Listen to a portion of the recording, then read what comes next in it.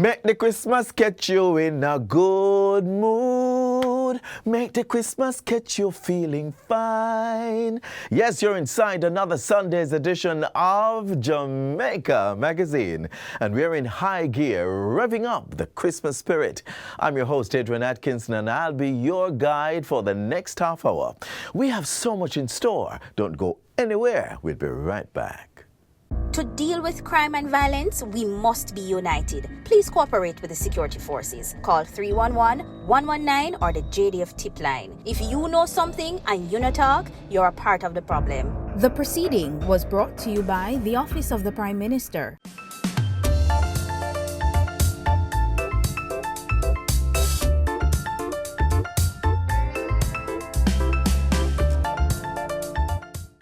On Get the Facts this week, we continue our discussion on the framework that prohibits the illicit trading of firearms and ammunition through the new Firearms Act 2022. Stay tuned and get all the answers to your questions and more.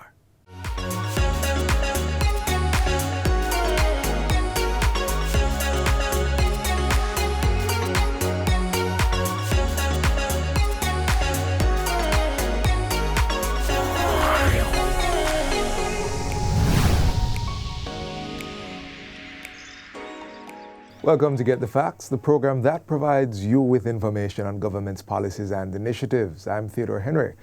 Our discussion today is centered on the Firearms Prohibition, Restriction and Regulation Act 2022. Harsher penalties are outlined. We're talking life imprisonment for certain offenses, while definitions are made much clearer. The act is said to satisfy all the legal precedents and constitutional framework. Taking us through some of the clauses is Director of Corporate Communications and Client Relations at the Firearms Licensing Authority, FLA, Beverly Robinson. Welcome to the program again, Ms. Robinson. Thank you. All right. Now, let's jump into getting the facts. I understand from the Act that there is to be the establishment of a database or a register. And I know it's not the FLA's database per se, but just give us a bit of information about this national register. Well, it's a national register. Which will act as a control for all firearms in Jamaica, and it will be established at the Institute of Forensic Science and Legal Medicine. And in that register will all information regarding all legal firearms that are held in Jamaica will be deposited. That information will be contained there. Central place. Central. Right. And so the private firearm license holders who would be in, for example, the FLA's database, all that information will also be held by IFSLM as the registrar. Right. This would involve ballistics and numbering and all of that. But tell me something.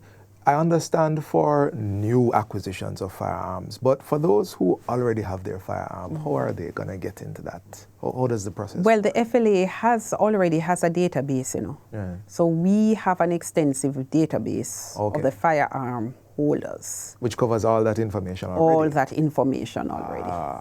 Right. So perhaps the only thing that we have not yet captured is the markings that are going to be on the firearms. All right. And that we will capture. So a call will go out. Pretty soon. Right. Understood. All right. There are some situations which I know our viewers will be interested in. You mentioned the fact that the weapon, we spoke before, the weapon always needs to be on your person. You mentioned a safe, for example, and viewers, you can always watch and the next time we do this. But what if I'm on the road, the officer stops me, and I don't have my license? Well, then you're given 24 hours within which to produce it. The officer will retain the firearm. Yes. He is legally empowered to retain the firearm, and you have a duty to now produce that authorization, your license, from the FLA within 24 hours. Tell us about some of the other offenses that are laid out in this act. So we have the new manufacturer's license, which if you begin to manufacture firearms and ammunition without the requisite authorization from the FLA, then the penalty for that, if you're convicted, is life imprisonment. You say firearms and ammunition. There's no distinction between the two. So making ammunition. No, but I'm asking, making ammunition and making firearms is the same penalty, illegally. Yeah, it's illegal. Okay. Because basically it's an illegal act. Yes. It would be an illegal act. I'm just wondering, right. because some persons may say, but okay, it's not a gun, it's just the ammunition. Why would it? Why would you want to manufacture ammunition? There you go. There you go. That would be the question. Fair enough. You were telling us about some of the other right, offenses. and ammunition can only be purchased from dealers. Yes. Dealers who have received the license from the FLA. Okay. So it has to be somebody who has applied and the FLA has done the background checks on this company, on the owners, the principals, and has issued a license to these dealers. So you can go online and buy those things and take them in. Okay. So it is strict. Yes. Right. And as we say, the whole idea is to enhance personal and public safety. The essence of all these regulations, at the heart of it all, is to enhance public safety and, of course, our personal safety. Right. Understood. It is also an offense to use threatening language to an officer while executing his or her duties relative to your firearm. So if, for example, somebody from the compliance department calls you in to bring in your firearm, you're not supposed to resist, to hinder, to obstruct in any way. Right. You're supposed to comply. Well, right. Does this also apply to that scenario that we pitched earlier? You are stopped. The officer asks if you have the weapon. You should. Right. You should have your license on you at all times. Yeah. The intent of the law is not to criminalize licensed firearm holders. So you're supposed to, the term and condition of you getting that license is that you will have it on you at all times. In other words, once you have your firearm, you must have your license. Like your driver's license. Yes. Right. Now, in the event, you changed your wallet, whatever it fell out, whatever story, and you don't have it, then you will be given 24 hours within which to produce it. But within the space of that 24 hours, the police has the legal right to retain that firearm. All right, I understand there. Now, you were telling us about there was that one that had life imprisonment, manufacture of ammunition or firearms. I know there are some with smaller sentences, smaller offenses. Can you talk to us about some of those? Well, if you store your firearm in some place that is not the safe that we spoke about, or the FLA or the police, then there is a fine for that, not exceeding $1 million if you are convicted, or a year in prison. So that is another one that we can readily speak to. Right. Right. Okay. Now, I'm looking at a portion of the Act that speaks of the power of search, seizure, and to obtain information. What's that about? Well, remember, the FLA is a regulator of the private firearm industry. Yeah. And within the context of being the regulator, those are the powers conferred on the FLA by virtue of the new act. Right. So the fact that you have a firearm doesn't mean that you can use it and, intimidate your wife or your husband, because that will cause, if it is reported, an investigation to be conducted. You may be called into taking that firearm and you must comply, or you have committed a legal offense. Right? And decisions may be made to revoke that firearm. Understood. Right. Understood. All right. So we definitely, as always, are encouraging you to read the Act for yourself. As you notice, especially with Ms. Robinson's last comment, it's a bit like a contract, isn't it? The FLA has responsibilities as the holder has responsibilities. The conversation is not over. We continue on the other side of this break with Ms. Robinson. Please Stay with us.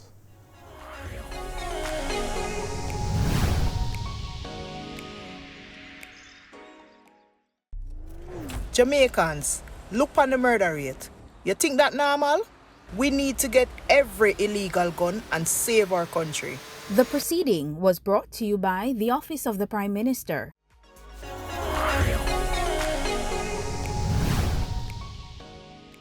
Welcome back to Get the Facts. We are discussing key changes in the new Firearms Act 2022 with Director of Corporate Communications and Client Relations at the Firearm Licensing Authority, FLA, Beverly Robinson.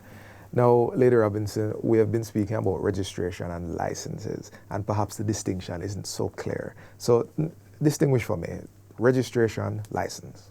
Okay, so the license process, right? So the license is the renewal.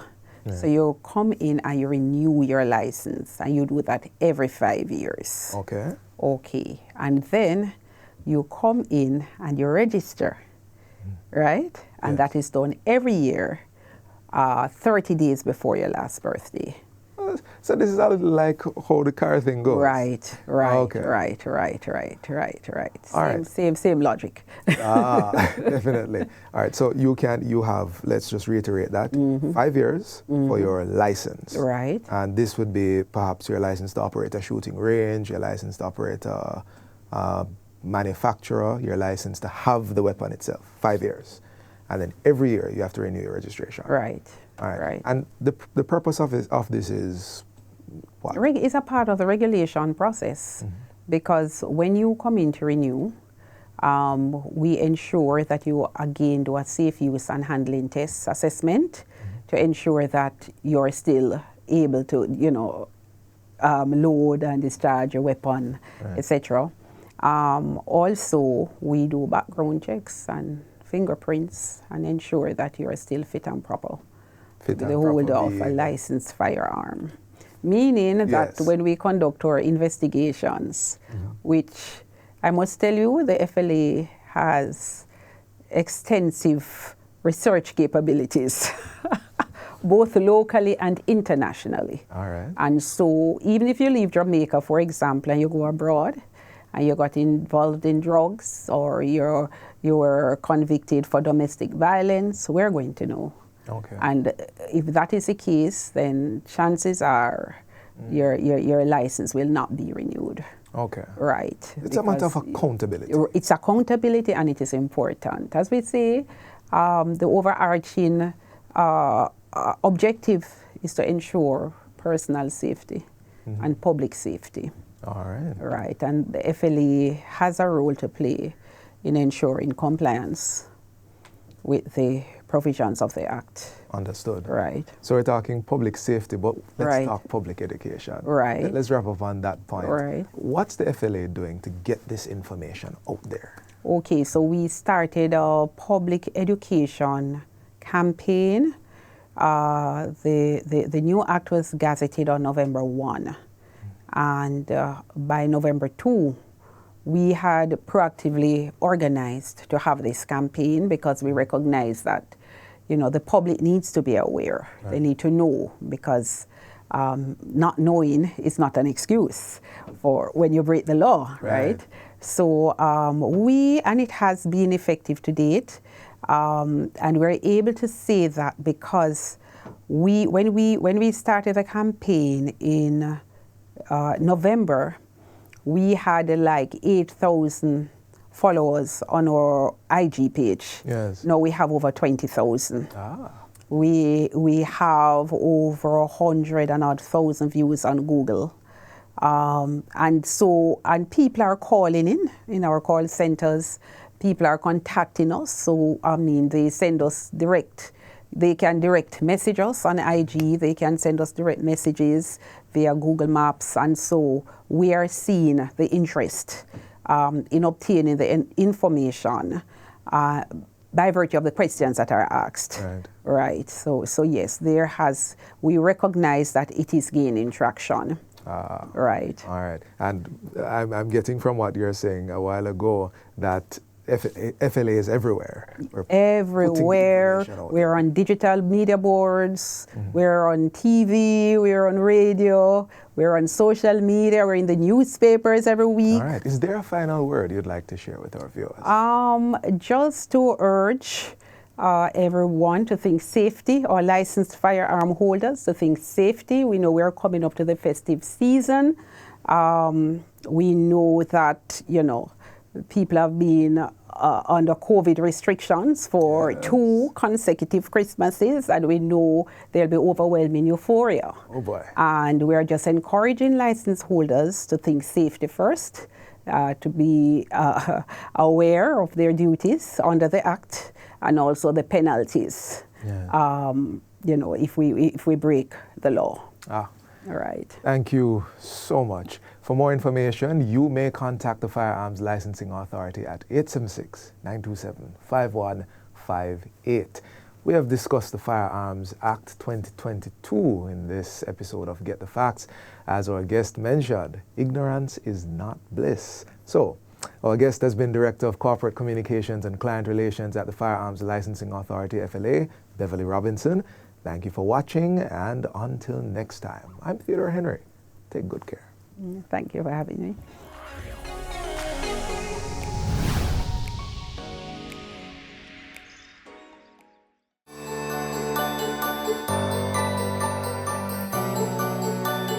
My message to Jamaica as we enter into the festive season, that is what we want to make it festive. We are somewhat tired of seeing persons just killing each other. We want to see a reduction in the violence. Now is the time for love. Remember, the reason for the season is about love, it's about giving, it's about sharing and caring for each other. So we want to have a season where we see less murder, less shooting, less robbery, less violence among each other.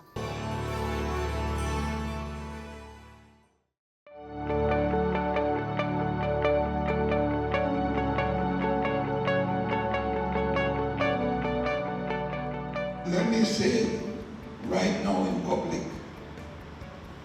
passengers too, if you're in a vehicle that is being driven recklessly,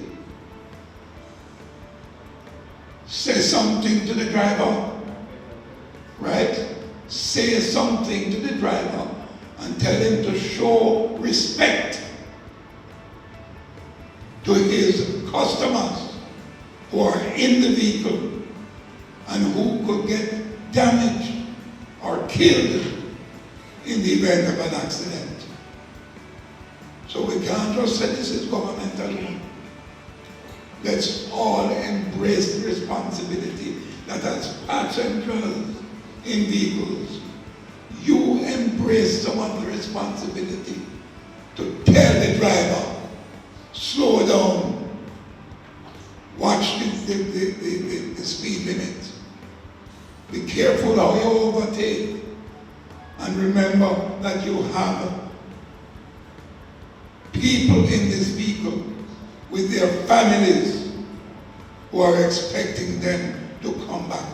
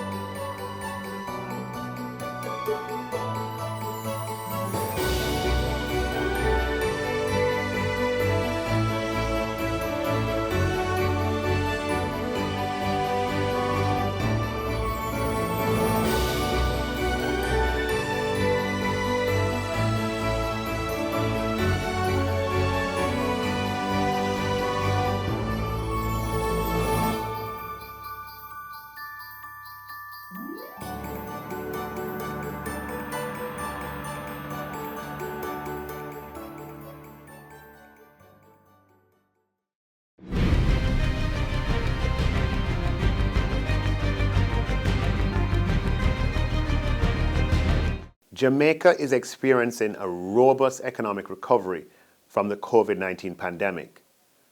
After economic growth of 8.2% last fiscal year and a projection of 4.5% for this fiscal year, economic output is expected to attain pre-COVID levels by 2023. Unemployment is lower today than it was prior to the pandemic, and our debt to GDP ratio is also lower today than prior to the pandemic. With the possible exception of Guyana, no other country in this hemisphere can claim a similar experience. Despite this encouraging recovery, however, global uncertainties loom on multiple fronts. The war in Ukraine continues to have a global impact with no sign of ending. Europe is forecasted to experience an economic recession next year, and some analysts, not all, but some analysts say that there's an appreciable risk that the United States may also experience an economic recession as well. In addition, global inflationary pressures are likely to remain for some time. And furthermore, international financing conditions are tightening as central banks around the world raise interest rates to battle inflation. From our historical experience, we know that building resilience and creating policy buffers in advance are important strategies for successful navigation of and recovery from shocks should they materialize. Looking across the horizon, therefore, it is important that we act in advance and ahead of time in always seeking to increase fiscal space, broaden our options, and make Jamaica stronger. Over the next 2 fiscal years, in 2023-24 and 2024-25, Jamaica has over $1 billion of external debt maturing that needs to be refinanced at what could possibly be interest rates that are higher than today. Earlier this year, the International Monetary Fund launched a new product, the Resilience and Sustainability Facility, that would allow Jamaica to access up to $763 million at an interest rate of approximately 3.8% and a repayment period of 20 years, with no principal repayment for the first 10 years. This is a compelling instrument that, if we access, would not only support our climate resilience building strategy, but also potentially save Jamaica approximately $35 million per year over 20 years in interest costs, as against accessing financing in capital markets using our current average blended market borrowing costs as a comparison, even before we consider that market interest rates may rise further. This combination of building resilience while also achieving fiscal savings would come at a critical time. It would allow us to invest in job-creating and resilient infrastructure, enhance our transition to renewable energy, thereby reducing our energy vulnerability, even as we continue to prioritize human capital development. Jamaica must take advantage of this opportunity. At the same time, during this period of uncertainty, though we have over $4.3 billion in gross foreign exchange reserves, in order to ensure that we are not overly exposed to external developments that could derail foreign exchange inflows, we will also access the precautionary liquidity line, where approximately $1 billion would become available to us should we need it. The precautionary liquidity line is an instrument of the International Monetary Fund for countries with strong economic fundamentals, and Jamaica's qualification for this credit line is a signal of our economic strength and stability. These arrangements will not interfere with our already planned programs and activities. It is and will be business as usual, with the additional ability to access financing if the global outlook worsens. My fellow Jamaicans, we are at a different era of our economic development, one where we anticipate events in advance and provide for them. We have put in place a natural disaster strategy, capitalized a natural disaster fund, and launched the world's first catastrophe bond independently sponsored by a small country. These financing arrangements are designed to protect us from natural disaster shock.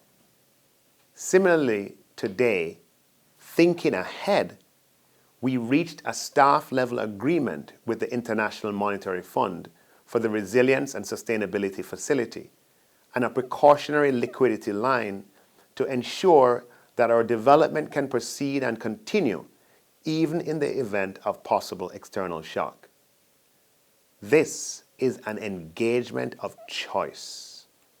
These are not arrangements that we have to make, but rather financings that we choose to take advantage of to keep us strong, to build our economic and climate resilience, to create buffers, to expand our fiscal space, to broaden our options, and to help us prepare in advance for any adverse external developments that may arise. My fellow Jamaicans, with God's continued guidance, we are taking charge of our economic future. And even in a time of great economic recovery and expansion and job creation, we are making preparations for possible shocks in the same way that strong and empowered countries do. Thank you.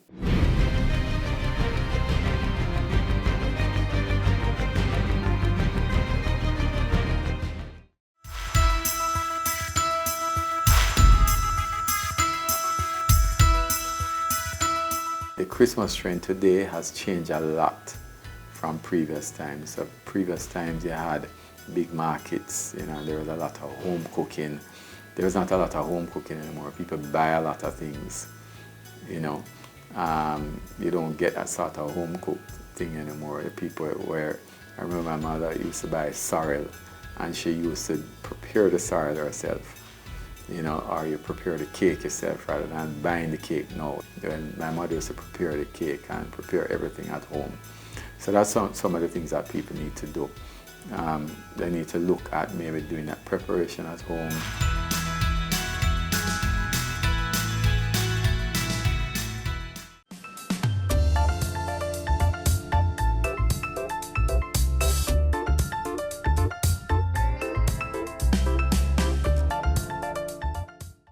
We've come to the end of today's show, but to rewatch today's offering or other content like this, just visit our website, jis.gov.jm.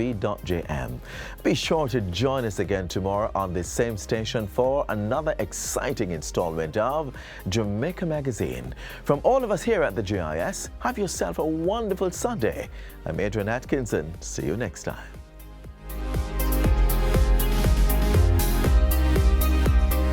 This has been a production of the Jamaica Information Service, the voice of Jamaica.